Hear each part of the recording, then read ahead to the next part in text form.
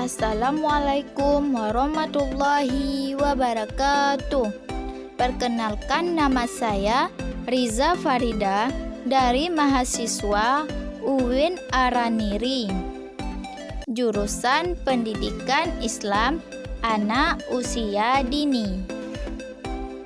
Tugas final neurologi, yaitu tentang sistem saraf pada anak usia dini.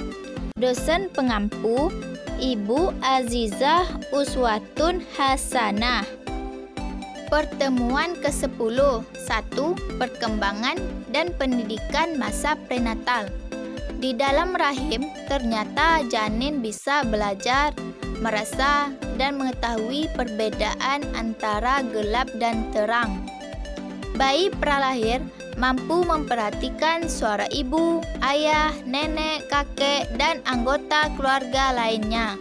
Bahkan merasakan sentuhan di perut ibu dan bisa merasakan emosi ibu. Yang kedua, kondisi-kondisi yang mempengaruhi perkembangan prenatal. Yang pertama, gizi ibu. Yang kedua, kekurangan vitamin. Ketiga, kesehatan ibu. Keempat, faktor resus. Kelima, obat-obatan. Keenam, sinar X dan radium. Ketujuh, alkohol. 8, tembakau atau rokok. 9, emosi calon ibu. Ketiga, kondisi emosi calon ibu akan mempengaruhi perkembangan prenatal. Selama seorang wanita menjalani kehamilan, fisik dan jiwanya haruslah dalam kondisi yang optimal agar janin yang dikandungnya pun tumbuh dan berkembang secara sehat. Keempat, mendidik anak sejak dalam kandungan. Mendidik anak sejak dari dalam kandungan pada prinsipnya memberi stimulasi pada sel-sel otak janin. Dengan demikian, janin diberi kesempatan untuk mengaktifkan dan memanfaatkan sel-sel otaknya sejak sebelum lahir. Kelima, stimulasi prenatal dengan melibatkan seluruh keluarga dan pemberian stimulasi akan memberikan beberapa hasil positif. Di antaranya, 1. Terciptanya kebersamaan antar anggota keluarga.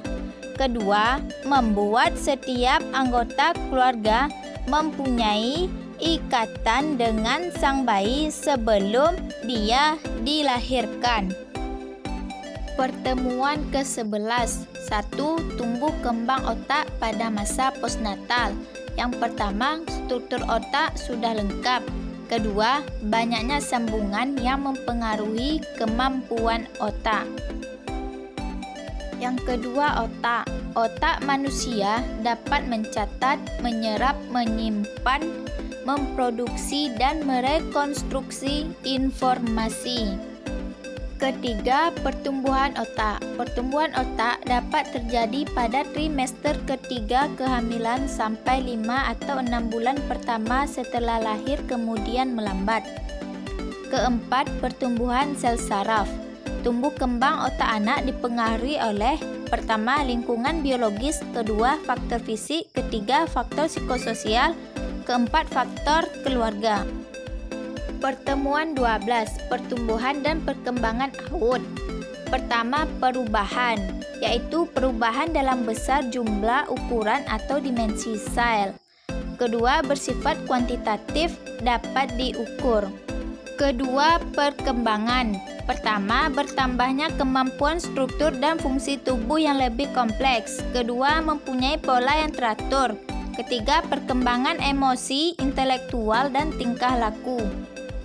3. Ciri-ciri tumbuh kembang. Pertama, faktor genetik dan lingkungan. Kedua, masa percepatan atau perlambatan. Ketiga, pola perkembangan sama. Keempat, pematangan saraf. Pertemuan 13.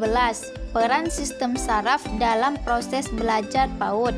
Pertama, sistem saraf manusia, yaitu fungsi sensorik, fungsi integratif, fungsi motorik. 2. 7 essential skill. Skill 1 fokus dan self-control, skill 2 empati, skill 3 komunikasi, skill 4 relasi, skill 5 berpikir kritis, skill 6 tantangan, skill 7 memiliki inisiatif dalam belajar. 3. Fokus dan self-control memiliki 4 komponen, yaitu fokus, kognitif flexibility, working memory, inhibitory control. Pertemuan 14. Optimalisasi perkembangan otak awut. Otak merupakan salah satu organ dalam tubuh manusia yang tersusun dengan sejumlah jaringan pendukung dan miliaran sel saraf yang saling terhubung yang mengatur dan mengkoordinir sebagian besar gerakan. Pertemuan 15. Berbagai penyakit saraf pada anak. Pertama, spina bifida, yaitu kondisi kelainan yang terjadi ketika tulang belakang dan sumsum tulang belakang tidak terbentuk dengan sempurna. Kedua, epilepsi, yaitu gangguan neurologis yang ditandai dengan kejang berulang. Ketiga, hidrosefalus, yaitu kondisi saat anak mengalami penumpukan cairan cerebrospinal di rongga dalam otak. 4. Cerebral palsy, yaitu kelainan yang mempengaruhi otot saraf gerakan. 5. Autisme, yaitu kumpulan gangguan perkembangan dalam hal interaksi sosial, komunikasi, dan perilaku. 6. Sindrom Mobius, yaitu gangguan saraf sangat langka yang mempengaruhi otot-otot, mengontrol ekspresi wajah dan gerakan mata. Sekian dan terima kasih. Assalamualaikum warahmatullahi wabarakatuh.